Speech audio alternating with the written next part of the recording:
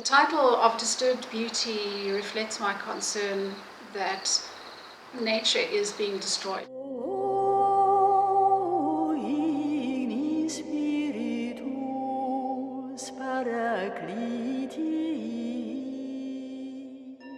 I thought about it for a while and came up with the fact that it's about disturbance.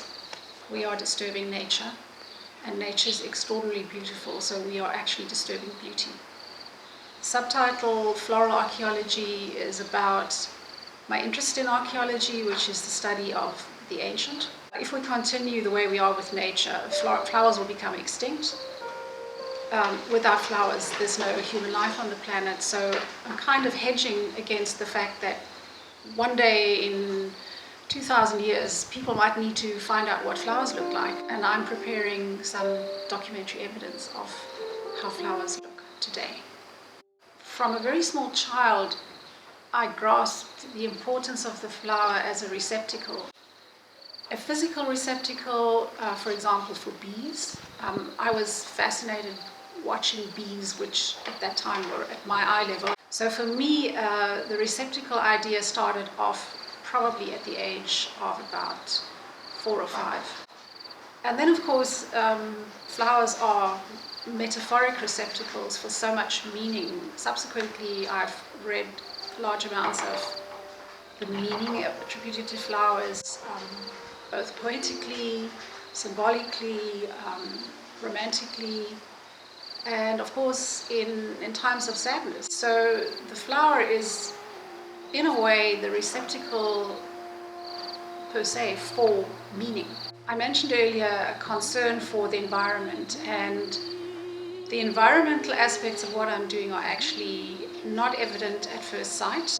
However, it is a subtle form of being able to make very powerful environmental statements. Flowers that are rare and endangered.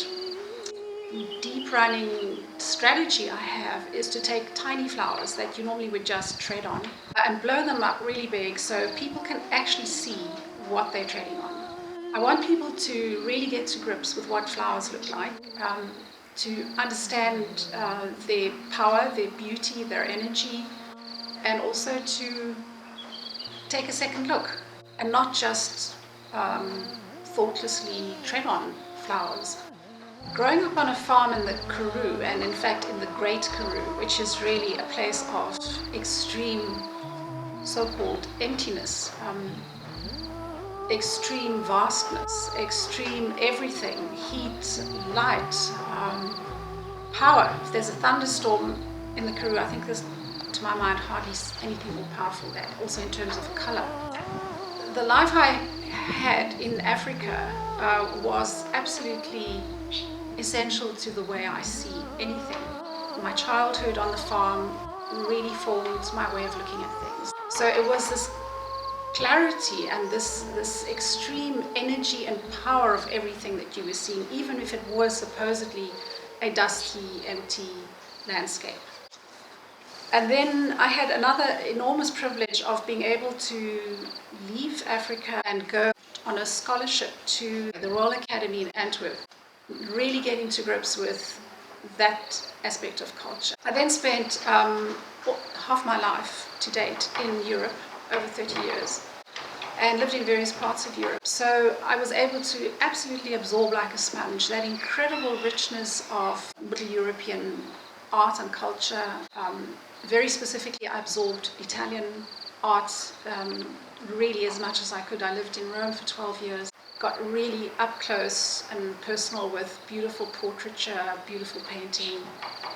So there's a combination of the growing up in Africa, the growing up in the Karoo, being trained, being taught how to draw, and then going back to, you could say, source of that type of learning or teaching, and then seeing it from the other side, and then putting what I knew about my culture in South Africa back into perspective. And also, that was also in Europe where I absolutely discovered the African cultures, of which there are so many. I kind of slid into a Master of Arts program at the university in Munich, which was an academic training. I had hoped to become an art teacher. So I take this all as providence because it kind of pushed me inexorably on this path towards becoming a practicing artist, which I have to say I struggled against hand and foot from the beginning. I never thought or saw myself as the artist. I saw myself as someone working in the arts, but not as the artist. And it's been an absolute learning curve, embracing all the different stages of having to become the artist I was supposed to be. I managed to fit in a subject called art education, which allowed me to keep practicing practically as an artist. So I was able to go back to drawing, to do some ceramics, and to keep some practical side into this very top-heavy academic training. Right now, I'm doing a long-distance diploma in botanical art with the Society of Botanical Artists in the UK. Having had that really rigorous training in Cape Town of 3 years of drawing from the figure, so life drawing, and as a separate subject, 3 years of object drawing, really assisted me to grasp the plasticity, the volumes, the forms of three-dimensional objects. Retrospectively, it was the best I could have done. I'm absolutely grateful for the fact that I was taught to draw. This forms the basis of everything that I do. Everything is drawn into sketchbooks. The whole project is planned up front, and then the actual work begins. Looking at the sources of what I draw on, the classic thing is people will come into the studio and say, "Oh, where do you get your inspiration?"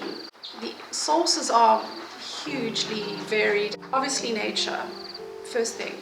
Then the incredible achievements people have reached through their skills, drawing nature or drawing people or painting or building or music, poetry, and at some point I hope it crystallizes into a powerful piece of work. Another very interesting source, you could say, for the work is the fact that I grew up trilingually and in a country that has so many different languages, and also the German university system, which has an incredibly strong focus on intellectual rigor and understanding things. Living in various parts of Europe, I learned different languages, so now I speak several languages. And the fact is that language is absolutely fascinating. It is my absolute pet love, because it's such a powerful tool and it gives you such an incredible insight into people.